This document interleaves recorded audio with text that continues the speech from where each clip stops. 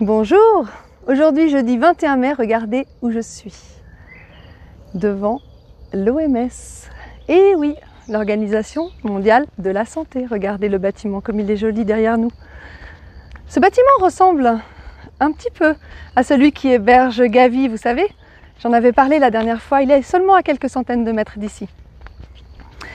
Alors l'Organisation mondiale de la santé, c'est une organisation spécialisée de l'ONU qui a été créée le 7 avril 1948 et financée par, vous le savez maintenant, la Fondation Rockefeller. Et oui, la même fondation qui avait financé la réforme de la médecine pour interdire la médecine naturelle et promouvoir la médecine des labos pharmaceutiques.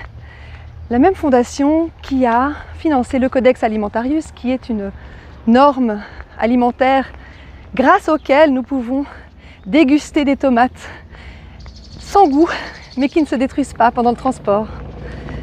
L'OMS, qui a déclaré la pandémie le 11 mars dernier de façon mondiale et qui pourtant à sa tête n'a pas de médecin. C'est-à-dire que le directeur, vous savez, Tedros Adhanom Ghebreyesus, ouais, je sais c'est difficile à dire mais je me suis entraînée, il n'est pas médecin, et non.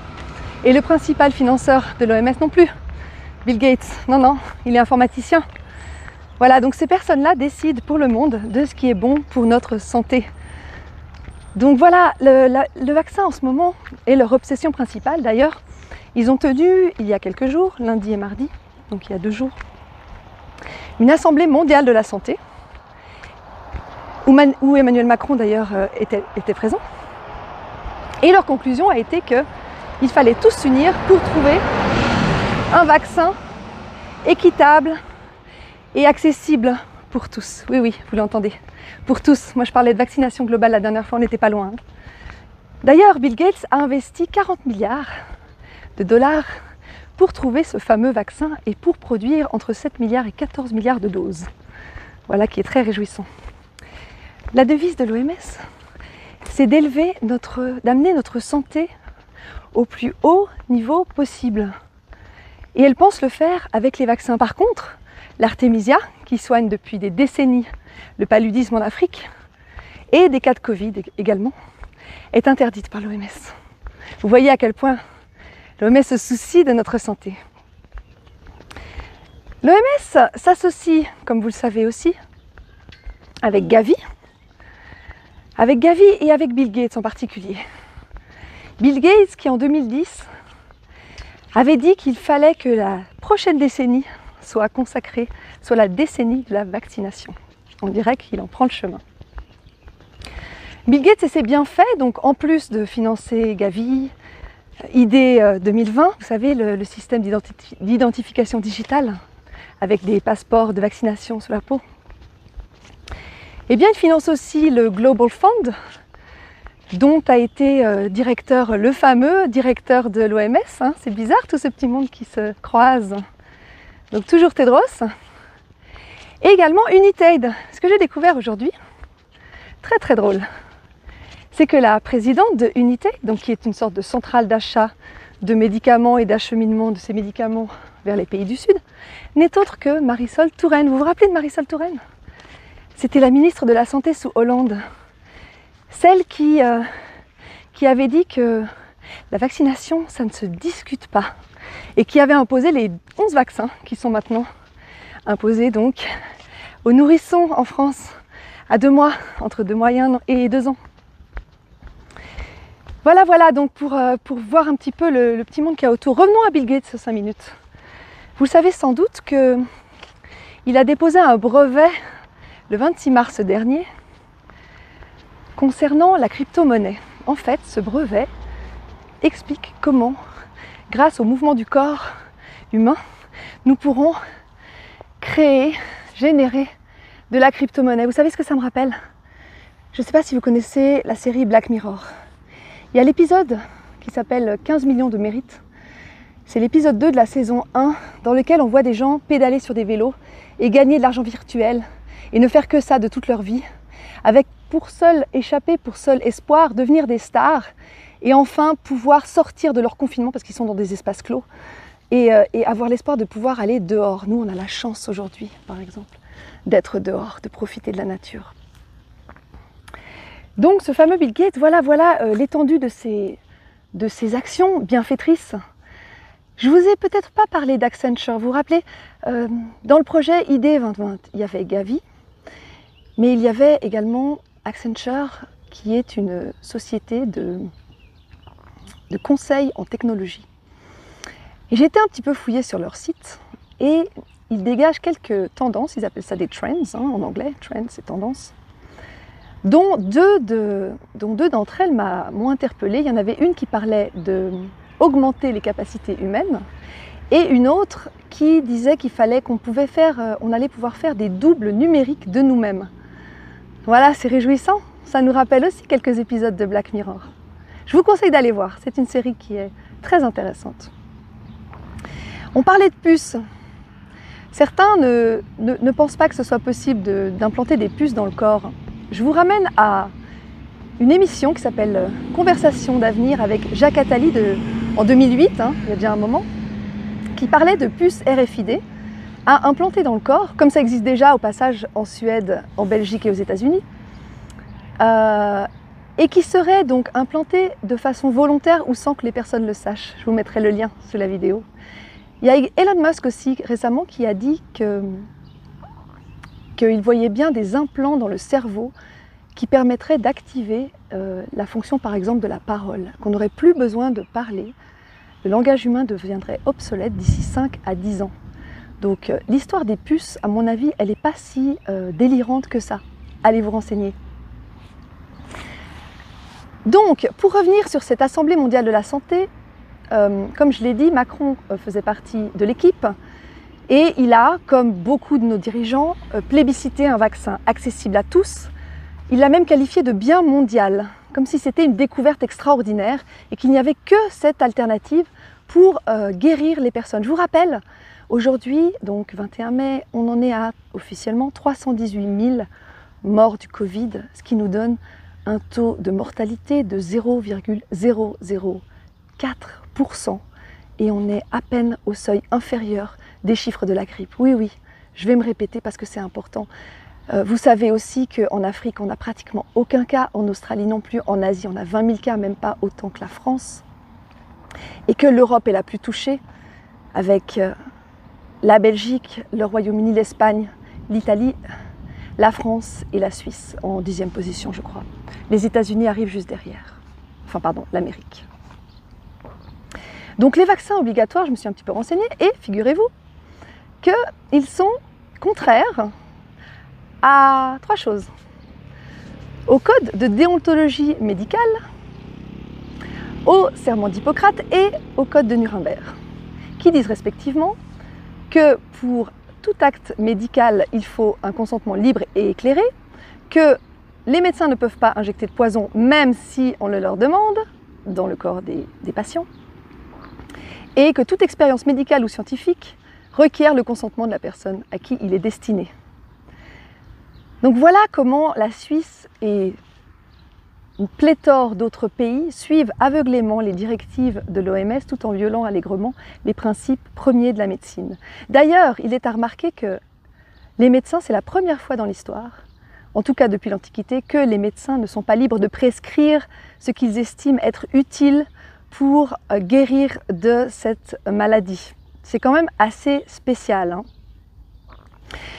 Pour le cas de la Suisse, je vous avais parlé la dernière fois de la loi sur les maladies transmissibles, qui disait en son article 6 que la vaccination, les vaccins pouvaient devenir obligatoires. Ce que je ne vous ai pas vraiment détaillé et que je vais détailler maintenant, c'est que l'article 32 parle de mesures de contrainte dans le cas uniquement de surveillance médicale, examen médical et attention là c'est plus grave, isolement et quarantaine. Ça veut dire que si on ne se vaccine pas, si par malheur le vaccin obligatoire devient la norme, eh bien on pourrait ne pas se vacciner, mais on pourrait suite à ça subir un isolement ou une quarantaine, une contrainte d'isolement de quarantaine et également avoir un accès limité ou carrément interdit à certaines professions ou à des lieux publics. Donc il tient à nous de faire valoir nos droits et de ne pas se laisser faire par rapport à cette obligation éventuelle de vaccin. Pour ce qui est des vaccins, je voulais encore faire un petit point sur les vaccins de Bill Gates. Vous avez certainement entendu parler aussi de la campagne de vaccination contre la polio en Inde entre 2000 et 2017 qui a causé environ 500 000 paralysies, flasques aiguës chez les Indiens, chez les enfants en particulier, et également d'une vaccination au Kenya contre le tétanos qui a rendu les femmes stériles, 1 million à peu près. Donc Bill Gates et ses vaccins, si vous voulez, moi je pense qu'on peut peut-être faire autrement. Il a vraiment étalé ses bienfaits, avec de gros guillemets, dans pratiquement tous les pays d'Afrique, en Inde, en Tanzanie, au Mexique, aux Philippines, au Nicaragua. Je pense que là, ça suffit pour l'instant. Je vais vous parler d'un monsieur qui s'est fait connaître il y a à peu près une semaine, Heinz Raschein, un docteur qui est également notaire et avocat, qui a déposé plainte contre le Conseil fédéral, qui normalement bénéficie de l'immunité, mais si le ministère public fédéral décide qu'il y a des opportunités de poursuite, donc c'est très arbitraire tout cela, espérons qu'il fasse ainsi, eh bien la plainte peut aboutir. Donc la plainte, elle est en 2 parties. Elle concerne l'article 266 du Code pénal qui dit que celui qui met en danger l'indépendance de la Suisse est puni d'une peine privative d'au moins 1 an. Or, que fait la Suisse en ce moment? Que fait le Conseil fédéral? Elle s'appuie sur des recommandations de l'OMS, qui est une organisation qui n'est plus gouvernementale, qui est essentiellement détenue par des privés, dont Bill Gates, je le rappelle, également la Fondation Rockefeller et l'Open Society de George Soros. J'allais oublier. Donc elle s'appuie sur les préceptes d'une organisation qui est essentiellement privée pour nous imposer des mesures qui restreignent nos droits fondamentaux. Donc c'est là que j'en viens à l'article 36,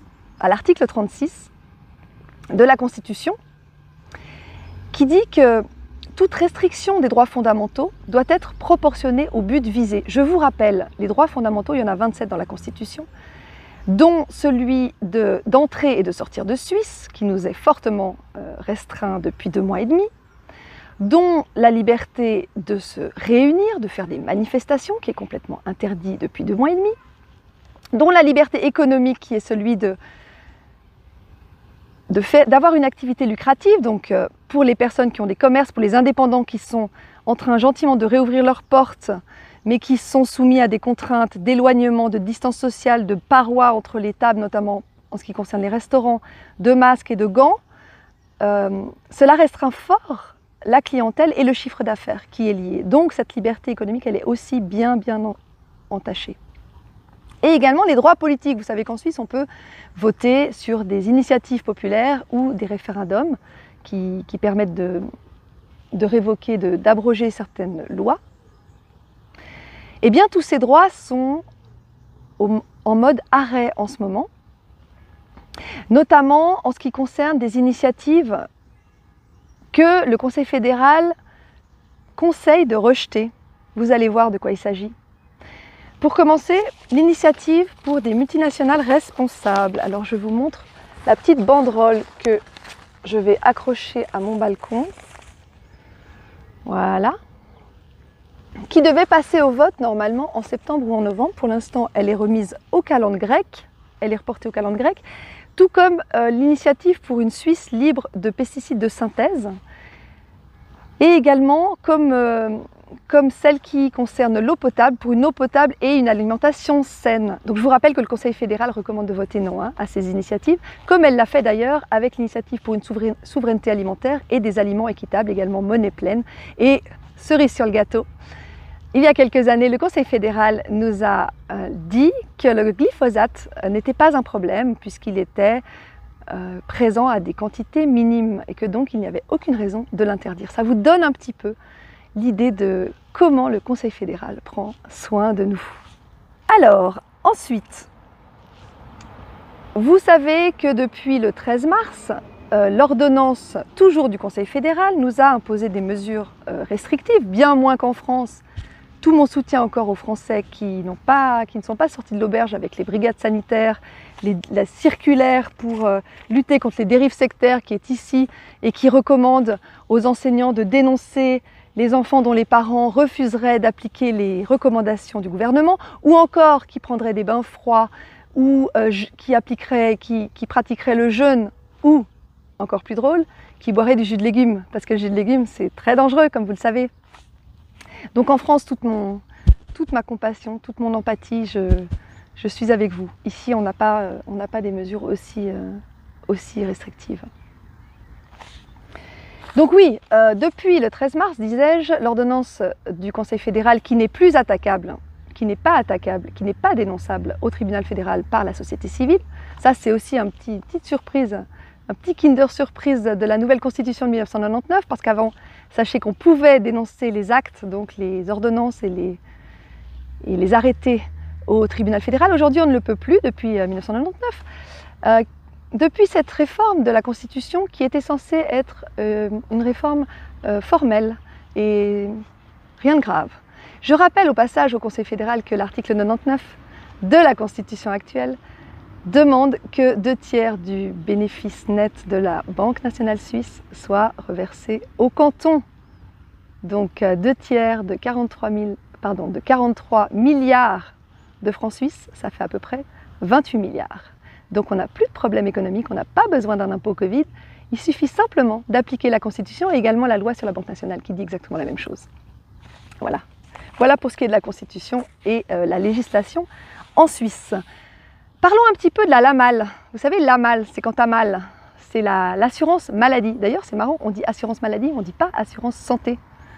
Ça a peut-être une signification, je ne sais pas. En tout cas, cette assurance chez nous est obligatoire. C'est-à-dire que on est obligé, quand on réside en Suisse, de payer entre 300 et 600, 700 francs suisses par mois pour être assuré auprès d'assurances privées pour la maladie, avec des traitements des laboratoires pharmaceutiques. Parce qu'évidemment, cela ne couvre pas les traitements naturels.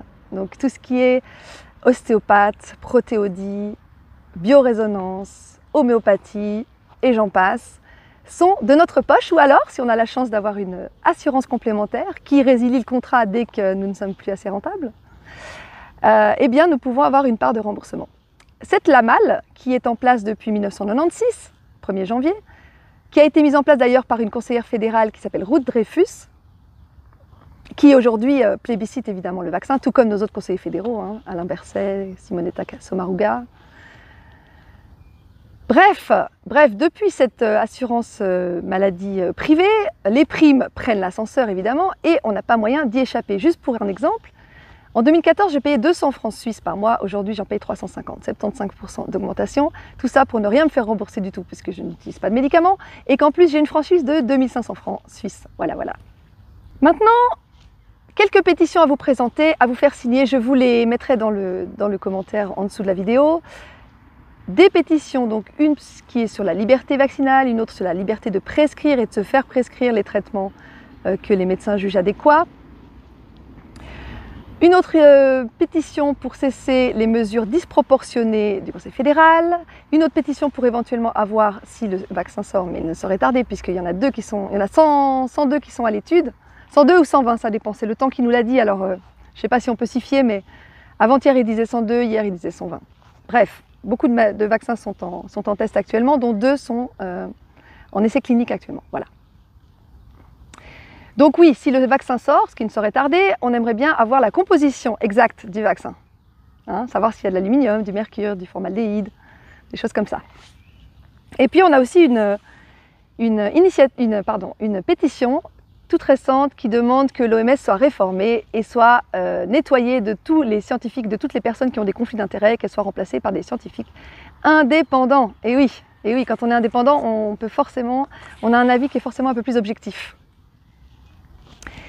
Une autre pétition qui demande l'arrêt de l'interdiction de l'artémisia, donc cette plante qui soigne aussi bien du paludisme et qui est interdite par l'OMS et qu'on ne trouve pas en Suisse ni en France.